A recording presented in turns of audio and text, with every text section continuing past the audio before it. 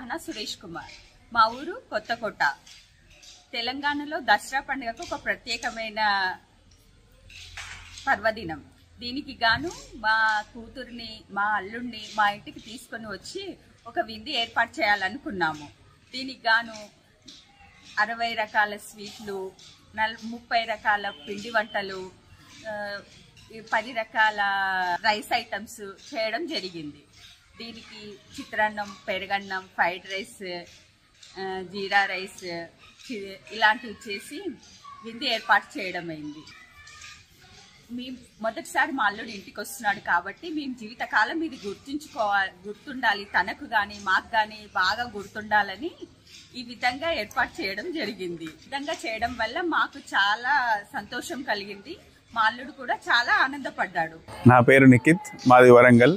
నేను దసరా పండుగ సందర్భంగా మా అత్తగారిలో అయిన కొత్తకోటకు వచ్చినాను.